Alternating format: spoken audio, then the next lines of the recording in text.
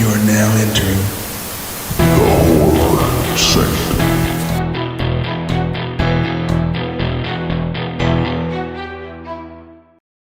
Hello and welcome back to the Horror Sanctum podcast. I'm Jay with John, Kellen, and TJ. And this week we're joined by Jason Shawhan. Jason is a film critic, historian. Jason, you've been working at the Belcourt Theater for over 20 years, where you help host and curate the midnight movies there. You also have had a hand in several film festivals as well. So welcome to the show. And was there anything that I missed there? The only thing I can think of, like especially with the folks who listen to your podcast, is I'm also part of the team behind 12 Hours of Terror, the Belcourt's annual 7-film marathon, and we're putting a good one together for this year. And also, I co-host a podcast called Fearless Pretender, which is a linear journey through the film and television work of the actress Jennifer Jason Leigh, which is niche, but it's awesome. It's like an amazing experience that maybe 6 or 7 people listen to. Have y'all talked about Atypical on the show? Not yet. Like I can't stand her in that at all. we started at the very beginning about a year ago. So we're just now getting to Grandview, USA and Flesh and Blood. Nice. That's definitely a niche for sure. Yeah. So thanks again for coming on the show. We asked you to pick a few movies. We narrowed it down.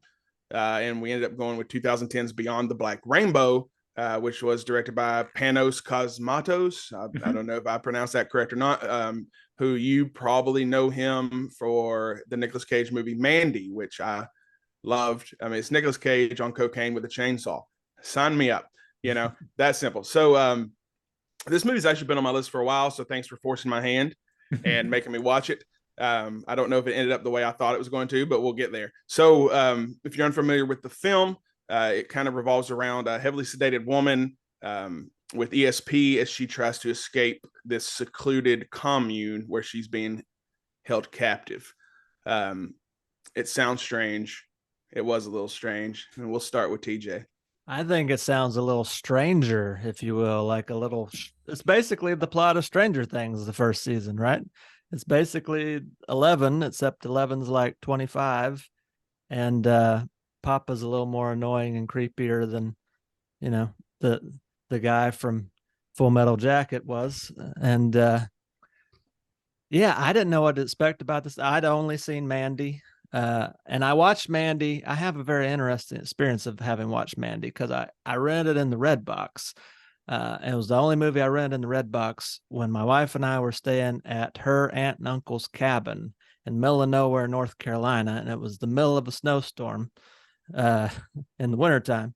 And I just remember being by myself in the woods, not knowing where I was in this cabin I'd never been in before. And it was like 20 degrees outside and, watching that crazy movie and not knowing if there's, people watching you through the windows and stuff. It was a very interesting night. But I really liked that movie. I don't hate any Nicolas Cage movie, even his crazy ones that objectively aren't good movies. I still appreciate him in them for some reason. And so I had no idea. As you should. Absolutely. All hell to the King of Cage. Which I think that was a missed opportunity. He would have made a stellar Johnny Cage in the early 90s, I think. I don't know if he can kick that high, though. So, sidebar. This movie, man, so it's got like a 2 to 3 sentence description on everywhere that I saw it. And by the way, it's streaming everywhere. I've never seen a film that is more physically accessible and yet subject-wise almost inaccessible to the mainstream in terms of that dichotomy of what it is. I mean, this is like the epitome of an art house film. But literally the story that they can tell you in 2 or 3 sentences, which is basically psychic lady is held captive at some sort of commune or laboratory, some kind of thing against her will, breaks out. The end. She did. So on the text of the thing, it's very It's very simple, but it's very drawn out. I will say I think this movie is either smarter than me, or maybe I'm not. Maybe I'm just too dumb to realize the subtext, which sometimes that happens with some of these very artistic directors. I know that happens with some David Lynch films and even some Cronenberg. So I could tell that I liked a lot of the direction of the scenes. It just didn't feel like a whole lot was happening at any given moment. And then, I was honestly falling asleep a few times there because it just seemed like these scenes were just dragging on, and they kept like showing triangles and stuff, which apparently this dude, he must be in the Illuminati or something, because he loves triangles. He loved triangles in the Mandy movie too. So I don't know, maybe he's like capstoning it up with the Illuminati cats out there somewhere. But yeah, I don't have a whole lot to say about it. I liked some of the direction and the sequences, but I just feel like not a whole lot happened. And then I was definitely checking my watch at 19 minutes in, and I was like, wow, I don't think anything's happened yet. And I was like, when's something going to happen? They already told me that she's probably going to break out of the thing. So let's get this, party going down the road a little bit. But then I, another half hour, 40 minutes later, I think a dude is like melting into like oil or something. I was like, I don't really know what's going on with there. So I just think probably I'm too stupid to understand this movie, and that's okay. Not every movie is for me. And you will not be alone in that, TJ. Just spoilers. I mean, I'm not gonna go as far as to say it's my least favorite movie I've ever seen or anything. That still holds the title of In the Earth, which In the Earth, if it hadn't have almost given me seizures and a migraine in the theater when I watched it, the plot of it was fine. But my God, I will never watch that movie again. I told Kellen when we were at Rob Zombie that I was like, I bet TJ doesn't like this movie because I could see the tones and things like it would bother you like In the Earth did. Yes, I'm very orally sensitive to things, and also photosensitive. I don't like a lot of the flash, which they do in this. Not as bad as In the Earth, my God. But please, I was hoping that Jason could illuminate what the hell is this movie about, and what did I miss? For me, it is a tribute to a very specific subgenre, which is the Canadian renegade scientist. Part of that, is it's something that David Cronenberg sort of pretty much defined for the modern film audience. And what Cosmatos does, I think, is he just sort of addresses these like half-remembered concepts, the way that we metabolize conspiracies based on sci-fi films. Like he famously, when he was talking about both this film and Mandy, about how a lot of what he creates are memories based on seeing the covers of VHS tapes at the video store when he was a kid. Like, films he never even would actually see, but something about the cover would stick in his mind, and where you would want to, you'd want to like, where does this image come into play?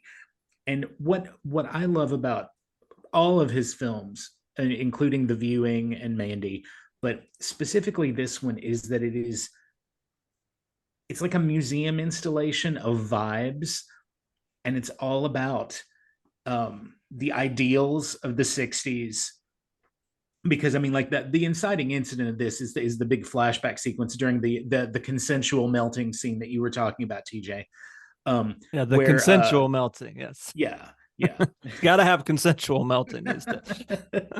where Barry Nile is just like, all right, I'm gonna try this. I'm gonna see what happens when we do this.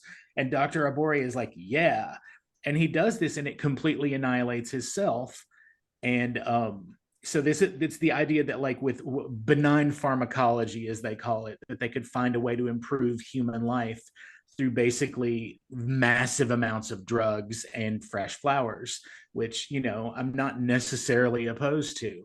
So basically MK Ultra. Oh yeah, well, I mean, this is like Eyes Wide Shut and Laura Branigan's Self Control video. This is like essential viewing in for modern QAnon folks, I've been told. But but what's crazy about this is that like immediately after the Nile goes through there, Dr. Arboria and his wife, who just got murdered, literally just got murdered by the guy that he sent into this like unspeakable psychic void. He's like, okay, let's dip the baby in. Let's get all Moses with it and dip the baby in and see what happens. And that's how we get Anna, the girl who eventually, no, is Ella or Anna, one of those two syllable names, that our main protagonist. And that's what happens is just like, so basically she and Niall are like at opposition with each other because they've both been to this place that completely annihilates you and puts you back together. It's just that he did it for the wrong reasons and she did it when she was a baby. So like, it's I love a good conflict like that. But I really just love a renegade scientist. Like I love the idea of a scientist who's got a good idea and no sense of ethics or how to explore that. And but I mean, like with this film, honestly, like you don't even need that. It's just amazing vibes. The colors are great. It's like if you ever watch Trailer Park Boys, the way that Mr. Leahy would always say, like, I am the liquor when he's like talking to Randy or something on cheeseburger night. The films of Panos Cosmotos, and I would include the viewing in the films, even though it's like right around an hour long. His films are the drugs. Like his films are all about like creating psychedelic states for people who aren't necessarily dabbling in altered substances. And like his films are all about like mood and tone and like messing with like your perception of sound and your perception of light. And I love it. And I know it is not for everybody because like years in 2010 when this was coming out, we screened it amongst the staff at the Belcourt to see if it was something that we wanted to show. And I was like, yeah. And everybody was else like, and everyone else was like, fuck you. That movie was like church. And I was just like, this movie is cooler than church. I mean, but for me, I'm a magical realist moviegoer for religion. Like movies are church. So like that, and that's exactly what this is. It's like it slows you down and it puts you in an altered state. And occasionally somebody gets their head crumpled in. And then Stacey Q does the theme song at the end. How can you not love that? Or which depend on your experience of church, that might not be irregular. Yeah. I mean, I always used to say back in the day that given how crazy the world is, I guarantee you there's some like renegade evangelical sect that the way that they find new members is they just like pick people up on the street, dose them full of acid and make them watch Event Horizon until they're saved. And then Panos will make a movie about it later. Yeah, I would watch that movie. That's his cup of tea for sure. Yeah. I think that's the movie we just watched, Jay. Yeah. So we watched Men, and that was a movie that required me to think. And then we watched this one and completely melted all useful parts of my brain. I'm with TJ. I start to finish, I had absolutely zero clue. Not start to finish. The last 20 minutes were easy to follow. The rest of the movie, I feel like I was on an acid trip without the acid, and was super lost for the most part. Like I got the general idea because I did read the synopsis, but I had a lot of problems, and I don't know if you can see on my phone, I made a lot of notes, the most notes I've made for a movie since we started doing this almost a year ago. So I'll just start at the top, and we'll go down the acid trip that is my ADD riddled mind regarding this movie. But I feel like we started halfway through. Like, I feel like the descent into madness for the psychiatrist was already there. Like there was no build up to it. Like he was already creepy and crazy and then just went full creepy crazy like Patrick Bateman in American Psycho. So I felt lost from the beginning, even from like, and I had high hopes when it started and it had the older man talking about the treatments and things like that. Like I was like, oh, this is going to be good. And then it never came back until the last 20 minutes. A lot of the things in this, I feel like had been done before and done better. The visuals were nice, but I feel like it was less an homage, say, to Stanley Kubrick or Cronenberg, and more of theft, for lack of a better word. Like he was taking basically the same visuals and applying them into this movie. The movie tries to be very artistic, but it doesn't really add anything to the movie itself. The grain filter has been used to death, and it doesn't make sense for me in this film because it swaps back and forth. Like I understand, like it's trying to give the 1983 feel, but then you have high quality video for other parts of the movie, so it's like it's trying to be vintage looking, but then it comes back to modern, and so it just kept pulling me out of the movie. And I've talked about that before, is like when scenes pull you out of the movie, they don't really work, and that's what that kept happening every time it kept going to the grain filter. I kept getting pulled out. The acting in it is intentionally grotesque without really adding anything to the movie. TJ mentioned the Stranger Things connection, and I actually caught that as I was watching. I was like, well, this story seems very familiar. And being a huge Stranger Things fan, I kind of put it together pretty quick.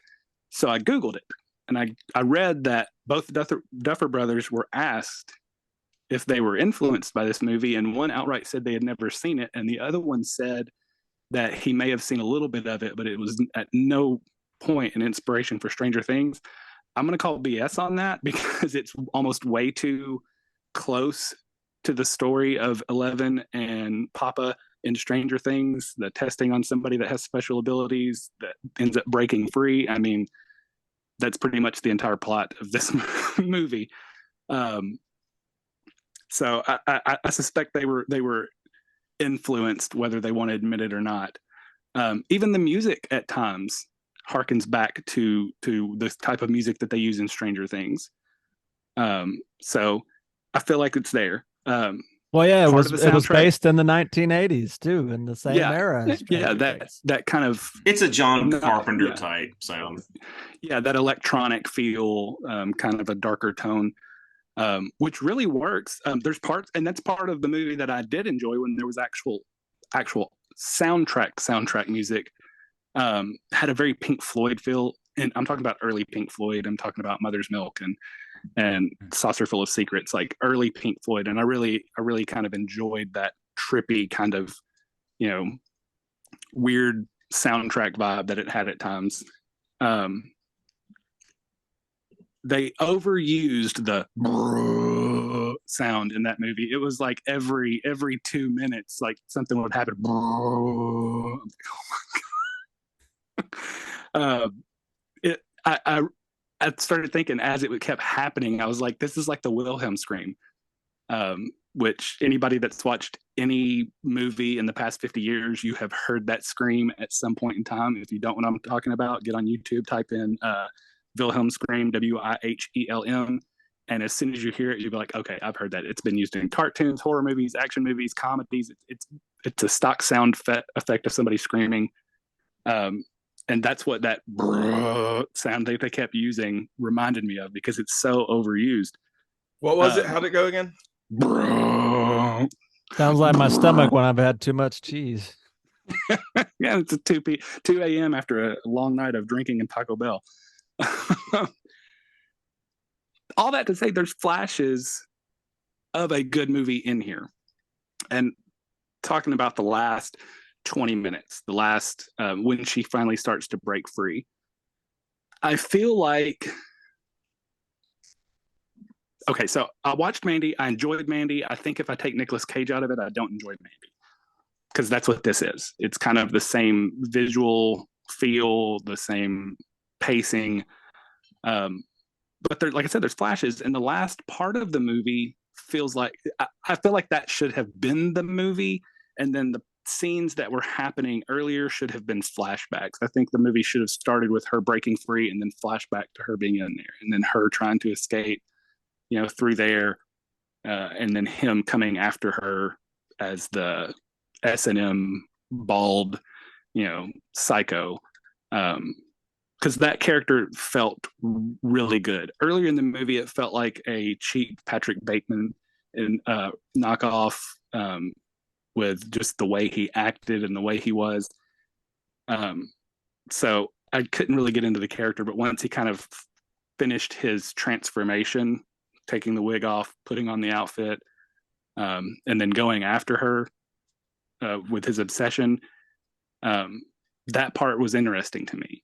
And I guess that's the simple-mindedness of me and movies like this, where it goes way over my head for 90% of it. And then the last thing I'll say is I was reading about this movie because obviously I had to even figure out what I'd watched. And one of the things I saw said that this was a movie that doesn't really have a story. It's more about the visuals. It's more about what's going on. And that made me think about one of my favorite movies of all time, The Big Lebowski, which doesn't really have, I mean, it has a plot, but it's more about the characters. And that's why that movie works as a movie without a story. The Seinfeld of cinema doesn't really have a thing. It's just there. But the actors and the characters you fall in love with early on, and you're drawn into it, and you don't even care that there's no real point to the movie. This one, you care that there's a point to the movie because you don't care about the characters so much. They don't do a lot to develop an attachment to the girl that's being held captive. Like I said, the main antagonist is just creepy and grotesque to begin with, but not in a way that draws you in like Hannibal Lecter. So for me, this movie was just miss all over. I just didn't enjoy it. I like TJ. I was checking the clock to see how much longer it had. Fighting, getting drowsy. I think I paused it at one point to go fix myself something to eat, and then contemplated if I wanted to come back and watch it. And then I remembered I had to talk about it for this show, so I muscled through and finished it. It's interesting that you mentioned Big Lebowski, because I think that's a very good comparison, because in both instances, both Lebowski and this are taking genres that we understand the mechanics of these genres. In one case, like the Shaggy Dog Los Angeles Conspiracy, and in the other, renegade scientist, mysterious institution, unspeakable experiments. So it's literally just, we're taking people and putting them through this series of events where, like, we know vaguely what's going on because, like, we've seen movies. Like, there have been movies before that do this sort of thing. And so we're taking new variables, new characters, and putting them through this. So the thing is, like, when I tell you that I love Lebowski in exactly the same way I love Beyond the Black Rainbow, I'm scared you're going to think I'm being disingenuous, but I'm really not. Like, they're both, like, just great examples of, like when you were a kid, did you ever just build like Lego sets and stuff and like try and like recreate things you had seen? Like, my whole thing, like, real talk, I learned all the wrong lessons from Indiana Jones and the Temple of Doom. Like, I was trying to build like ornate pagan temples for like action figure sacrifices and stuff, and that's not healthy, but it's great because, like, when you associate like the mechanics of genre with a physical space like that, it frees you up when you start watching things with an exacting eye.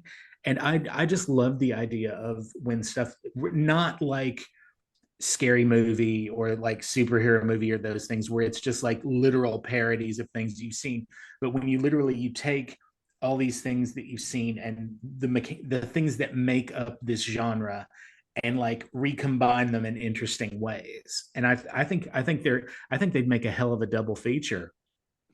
Yeah. Well, and see, I think, like I said, the reason The Big Lebowski is different for me is because the characters in certain, Walter's so over the top. Mm-hmm. The dude is so pulled back. The Jesus character so over the top.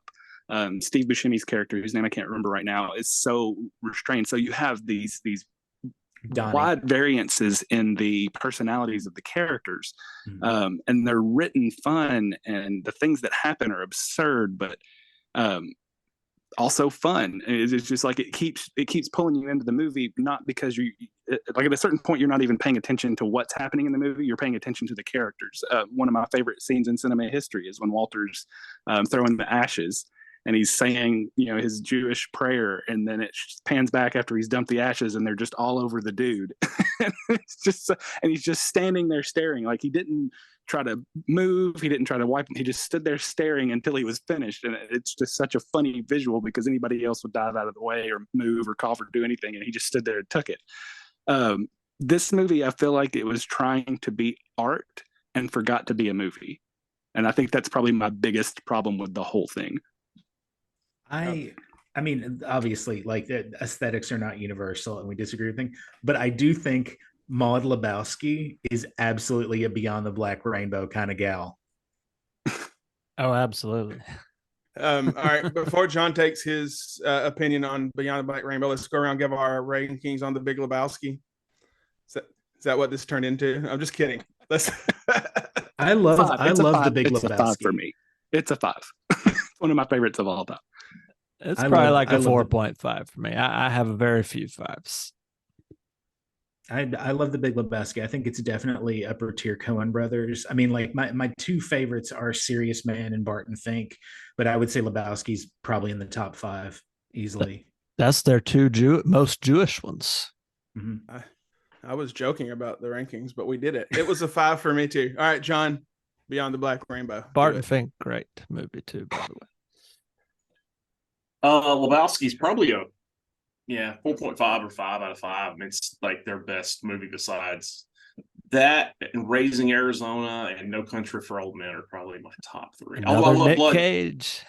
Yeah, I love Blood Simple too. Blood Simple's a really underrated film. Beyond the Black Rainbow.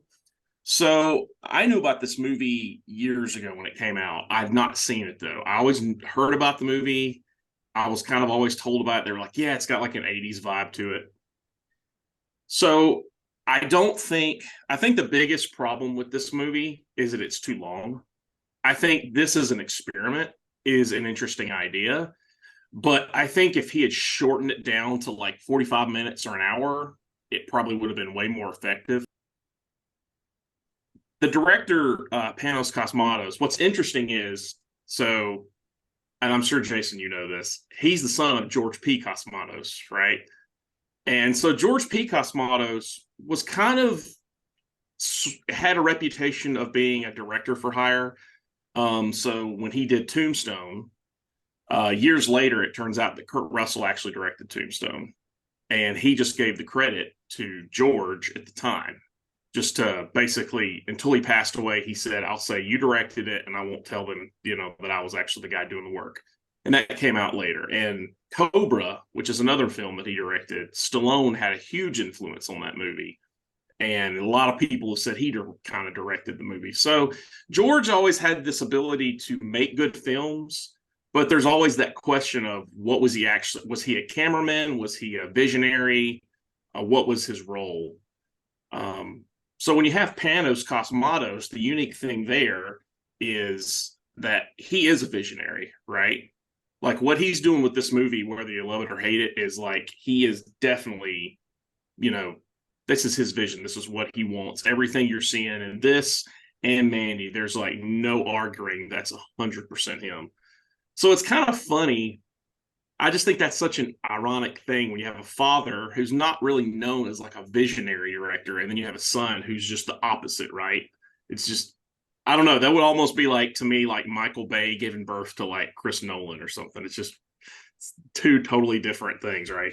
Or John Frankenheimer giving birth to Michael Bay. Exactly. Oh, I'm sorry, you're not supposed to say that out loud. Oh yeah, 100%. It's true. And the music is very John Carpenter in this film. The inspiration, the first thing I thought at the time when I hadn't seen it, and this was before Stranger Things, but I was thinking of Firestarter, because John Carpenter's Firestarter, and I think the Stephen King story, it's, a girl's kind of being held captive. She's got powers. I could see that vibe. I think the length is the problem. It's an artistic film. It's very visual. It's an acid trip. There's not a lot of story. There's unfortunately not a lot of meat on that bone, but it's like, Jason, you brought this up.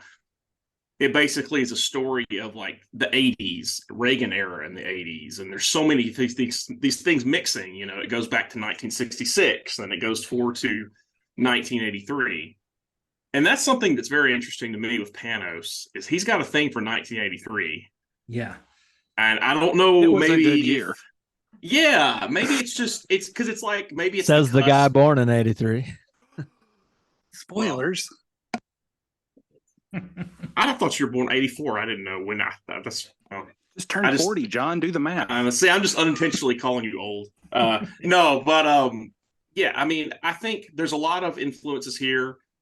What is it? THX 1138, Daft Punk, Tron, Clockwork Orange. I mean, even Hell in Your Background, like the Dreadnought thing. I mean, that's just like something out of Tron Legacy, which I don't think was coincidentally similar time frame as this movie. I'm not saying they were borrowing off each other, but Came it's out same very- year. Yeah. right. I think That was I the think- creepiest thing in the movie, the dead baby face when they took the helmet off. the Sentient, which calls to mind Sentient. both Phantasm and the black hole. And God, if I ever could take over Disney for a day, I would put Panos Cosmotos in charge of remaking the black hole. Oh, that'd be killer. That could Yeah. be interesting. Yeah. Also, side note, real quick, talking about George Cosmatos, the things that he's famous for, and I would include Rambo: First Blood Part 2 in there as well, because there's the Stallone question of that. The thing is, when he does straight up horror, those are there's never been a question of authorship with those. And the two that I recommend most highly are Leviathan from 1989, great undersea critter horror, and Of Unknown Origin from I think 82, which is the best rat movie that doesn't feel like a rat movie until it's far too late. It's so Peter Weller in an apartment, and just like if you have rat issues, or I've seen that one with Peter Weller. Yeah, that's good. Yeah, it's real good. It's real good. I'm sorry I interrupted, but I was Oh, just but I always find that fascinating because it's like with all of his films, there's always these other influences, except when he's doing straight horror, and then it is pure George. Yeah, Of Unknown Origin. That's a movie I watched during COVID.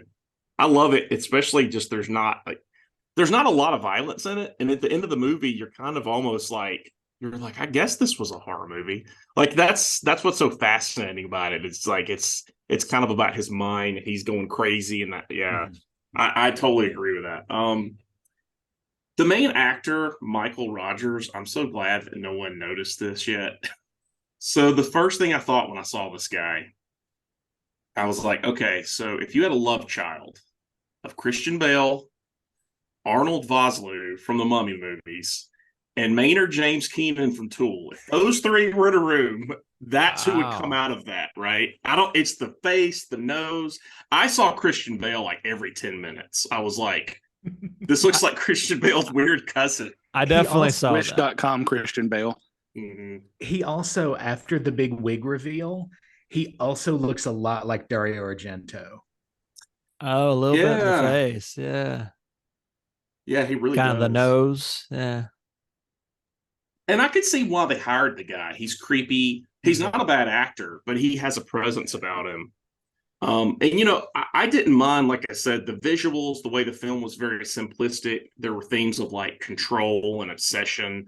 I didn't mind that part. And I will say, towards the end of the movie, I'll admit, about the last 30 minutes, I started kind of going 2x speed on where I was watching it. I was like, okay, this is dragging for sure. It needs to be shorter. You mean I could have done that? Yeah, well, you could Nobody have, told right? me I could. So I did that just to kind of get sped up on it because I was kind of like, okay, I get the point. But I don't hate it. One other thing that I noticed that was kind of funny, very beginning of the movie, or maybe the middle, he's talking to his assistant, Margot, and he says, I don't know, Margot. I swear. I caught that. That has got to be an unintentional, or that's got to be like an intentional Christmas Vacation thing, right? Reference. The way he said it was almost identical to the movie. Yeah. It wouldn't surprise me. I don't know, Margot. Right. It was weird. I do think that Mandy's a much stronger film. Mandy, of course, Mandy's more of a straightforward story, right? It's a typical film. This is more of an experimental, trippy. This is not the same type of film as Mandy. Mandy has that insanity, but Mandy also has Nicolas Cage saying some of the greatest lines ever. Like when he's fighting the biker and he's like, "You're in my shit." I do It's think, like, what is that?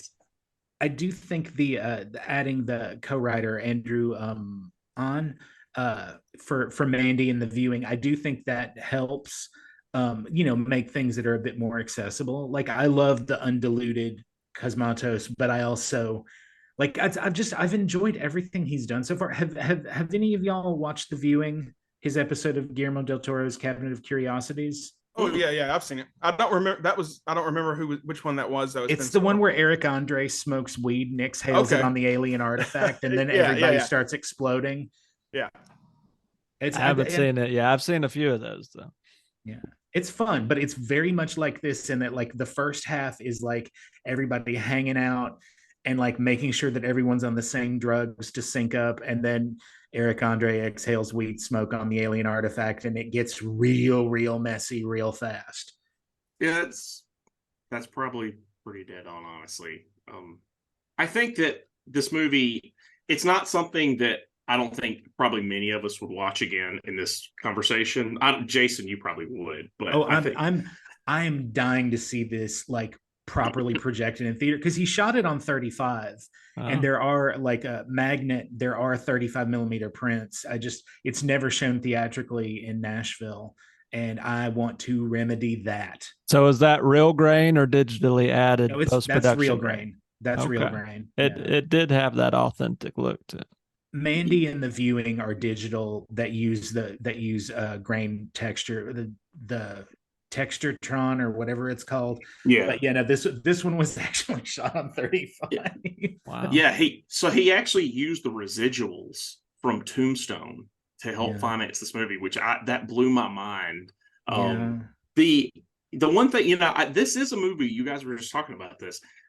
I hate saying this because I love the Belcourt, but I went to 12 Hours of Terror. I know the gig at this point. You start out high, you get to that middle, you shock them. Mm-hmm. This is the movie that you would show at like 2 a.m. at 12 Hours of Terror. I feel like, I don't know if you would agree. Here, I'll tell you, I would never put this movie in a 12 Hours of Terror specifically because of, like, you can do something that's that slow and deliberate, but not that's long. That's that long. Yeah. Like you can there adjustments. It is absolutely a science on screen movie. That, and we'll get like a research scientist to come in and do like a little mini talk about it, about drugs or like 70s cult experiments, that sort of thing. It's totally a science on screen movie. It's not a 12 Hours of Terror movie. Yeah, like, it's about 20 minutes too long, I feel like, for that. Yeah, it's got to be like 90 for that sweet spot. But yeah, if you played that at 2 a.m., I feel everyone, that would be a little nappy poo for everybody. Yeah. So I don't like if you've listened to this show, there's a couple movies we each hate. One of mine is Skinamarink. This has that effect on me. Not as bad. I didn't hate this movie, but when I'm watching it, that's the only movie I could reference back to. And I'm like, I'm bored. I don't think I like this movie like I thought I would, but I have to keep watching, don't I? And you kind of do. It was too long. What it was 150, I think. Yeah, I cut 30 minutes, and that would have been better, because like a couple of you said, to me it felt like a Monday. I don't know if you work a job like Kellen and I do, every Monday feels like it's a Monday. And you look at your clock and you look at your watch and your phone, and you're like, all right, it's probably lunchtime and it's 9:15 in the morning. That was this movie. Like, okay, I've watched 30 minutes. Oh, 7. Okay. The score kind of saved it for me. What's funny is, this is the first time I've seen this movie yesterday or the day before, but I'd heard the score before because on my Pandora, I have a Goblin channel, and they play, it's Sonoya Caves, I believe is the band that does the score. So I've seen that cover of her sitting in the chair. I've seen that without knowing what it was connected to. So I enjoyed that because I already liked their music. That's kind of like when we talked about Men. I loved Men, but part of the grabbing part of that was some of the score and that part that heightened things up. So the music helped me get through it. I know it's not supposed to be a movie that has character development, but that's something I always struggle with in a film. I had no reason to give a shit about anybody in this movie. She's trying to escape, but why? Maybe she was a vampire and they were, holding her hostage because of that. They had her trapped. We don't know the story of anybody. We don't get to know them. I connected more with the two guys towards the end at the campfire, but the last 20 minutes is good. But I kind of like Killen's idea of like start with that and then see how she got to that point. Might have been structured a little bit better. I love Mandy. If you take Nick Cage out of it, I still like Mandy. It's still a good flick, but he's the selling point for me. If he was in this, would that have changed anything? I don't think so. I love a good artsy fartsy movie just like anybody else.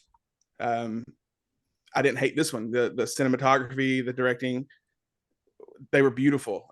Just the picture behind me is from the film where the guy's kind of melting away. Like, it's such strong, beautiful visuals throughout the movie. And that's also what I struggle with, because I'm not caring about anybody in this movie, but I also love the way it looks for the most part. So that kind of puts me in that middle range of would I watch it again? Yes. But would I won't tell anybody, hey, come over, let's watch this flick? No. So with that, we'll go around and we'll give our rankings. So we'll start with TJ. Well, I agreed with everything everybody's other than Jason said pretty much. But man, I just think this should have been a short film. I think this would have been a solid like 15, 20-minute short film and could have told the same story with some of the same powerful visuals. Cinematography was great. And usually I like these kind of artsy films, but similar to what Jay said, I gotta go 2 out of 5. I don't think I'll rewatch this again unless it's for a show or a work thing. And since we just did it, I'll probably never watch this again. All right, Jason. I mean, I'm 4.5 out of 5. I watch this film usually about at least once a year.